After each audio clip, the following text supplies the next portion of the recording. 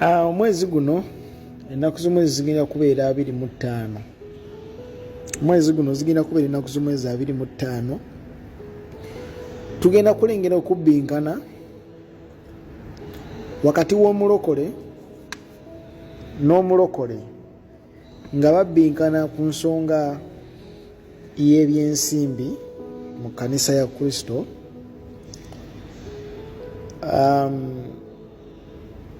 Nga oludda olumu lugamba abawa ebimu eby'ekkumi oba abasaba ebimu eby'ekkumi babbi. Ekimu eky'ekkumi tekirina kuweebwayo mu ndagaano eno gye twakkiriza ey'omusaayi gwa Kristo. So ebimu eby'ekkumi byakoma mu ndagaano nkadde, ate era ebimu eby'ekkumi byalibwanga bakabona.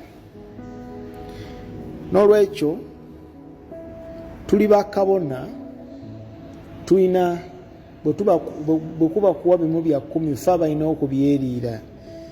Eyo reasoning nagiwulirako ko mu linnya lya Mukama waffe Yesu. N'ensonga endala mpitirivu ezimu zikwatagana ku bimu eby'ekkumi, okusinziira ku Mukuye Gerald agamba nti nedda tulina kuwa kimu kya 10. Naye ng'ate awa kye bayita ekiweebwayo mu kkanisa, akkiriza kye bayita ekiweebwayo offertory. Nadde mpitayitako mu comments ne ndaba comment eno y'omukulu bamuyita Pastor Judy. Pastor Judy yagambye nti Pastor Mukuye mutuufu nnyo. Okay, mpaayo ekyawandiikibwa kimu mu Bayibuli yonna nga ekimu eky'ekkumi kiweebwayo mu ssente. Mpaayo ekyawandiikibwa kimu mu Bayibuli ng'ekimu eky'ekkumi kiweebwayo mu ssente. Kigambo kya Katonda, toyongerako totoolako.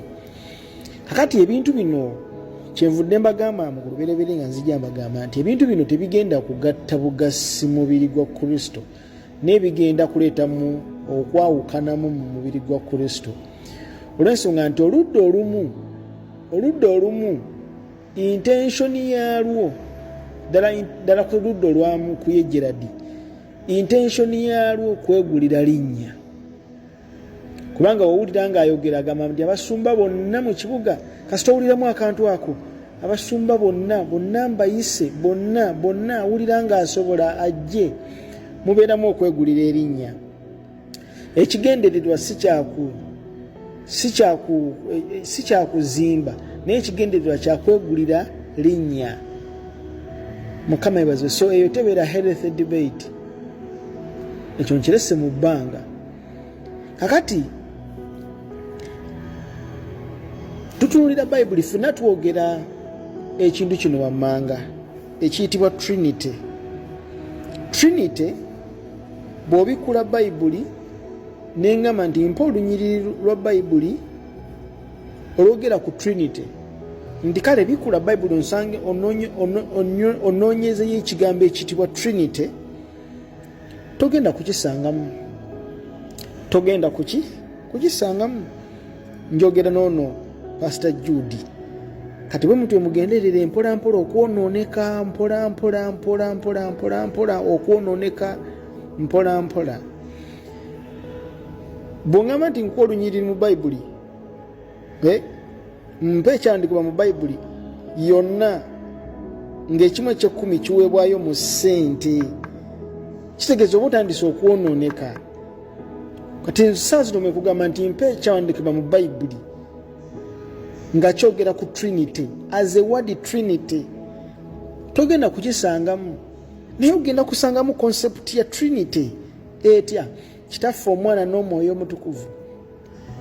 Awo Yesu bwe yali nga yakamala okuva mu kubatizibwa, awo Omwoyo Omutukuvu nakka ng'ekifaananyi eky'ejjiba. Awo eddoboozi ne liva mu ggulu nga ligamba, tono Omwana wange gwe njagala ennyo, n'ebirala. Awo ogenda okujja concept ya Trinity.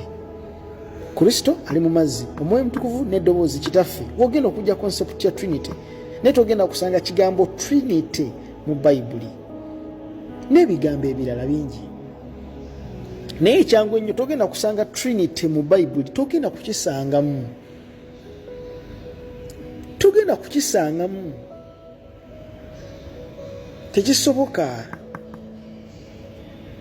Kakati kyekimu ne kino togenda kusanga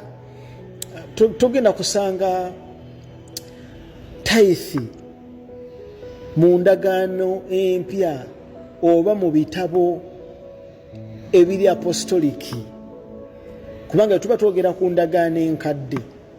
Ebitabo bino ebyenjiri Matayo, Luka nabyo tubibalira mu kitabo kya ndagaano nkadde, nabyo tubibalira mu ndagaano nkadde. Luka, Matayo, Synoptic Gospels tuzibalira mu ndagaano nkadde.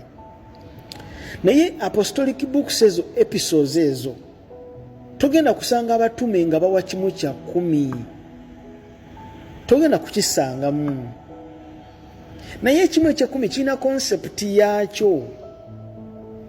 For example, bw'otunuulira mwenna abali wano mugenda mu kanisa ne mukola kye bayita offertory, muwaayo kye bayita ebiweebwayo mu kanisa, right or wrong? Muwaayo mu kanisa, kaabe Mukuye Gerald yennyini mu kanisa ekimu ekya 10 akigobye, naye tagenda kukkiriza offertory. Ekimu ekya 10 akigobye, naye agenda kukkiriza offertory. Offertory ya bbeeyi nnyo okusinga tithe tukaddemu. Offertory nene okusinga tithingi. Kiringanga onagamba omuntu nti tugyewo omusolo oguli direct ogw'omutwe tugugyewo, naye ate omuntu n'asigala ng'awa omusolo indirectly mu buli kintu kyonna ky'abeera aguze mu dduuka. Consumer asigala agula ebintu naye nga mu dduuka omusolo ogw'omutwe tegukyaliwo, tebakyamugoba misinde, tebakyalina na kaadi ya musolo, mwabamu temwalaba ku kaadi za musolo, naye ate asigala awa omusolo indirectly. So kitegeeza concept y'omusolo guli ekyaliwo, nti n'omwana ali mu lubuto awa omusolo nga tanaba nakujja kubanga balina omutwala mu sikaani. Kakati concept ya tithing mweri mu Bible because it is finances, not only finances, even timing, not only timing, even n'abaana ab'ozadde, whatever you are holding nga kikyo. Kakati omuntu bw'aveeri najja n'agamba nti omuba bwakuwa kimu kya 10 mukiwenga Ibulayimu bwe yakiwa, ate ye yanyaga kinyage, ate yakiwa omulundi gumu n'abakwatirawo bw'atyo. Very wrong, kubanga ekimu ekya 10 tekyakoma ku Ibulayimu yekka. Then tujja ne tubabuuza, bwe muba nga mutuula mu kanisa ne muwaayo ebiweebwayo mu kanisa kye tuyita offertory. Offertory concept ya ndagaano nkadde.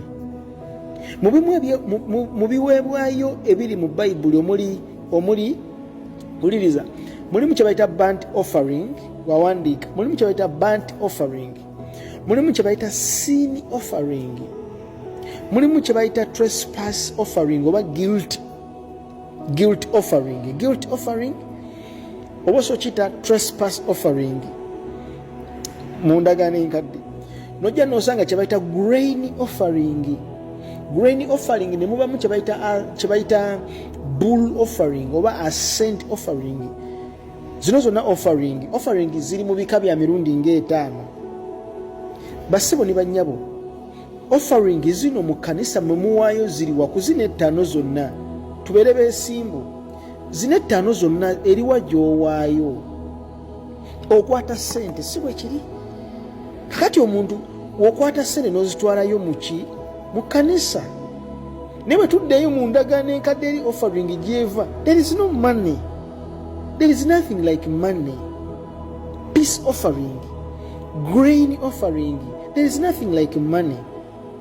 So kino kye nabagamba, kyeera kye mbasiba mbagamba nti mwenna bagenda okukola debate ya tithing, at the end of the day mwenna mugenda ku debatinga money. At the end of the day mwenna mugenda kuwa money. Balevi 5:15 ayogera ku trespass offering. Bameka bawa trespass offering? Tewali. Naye nga muwa offering mu kanisa, tukomawo offering mugiwa yes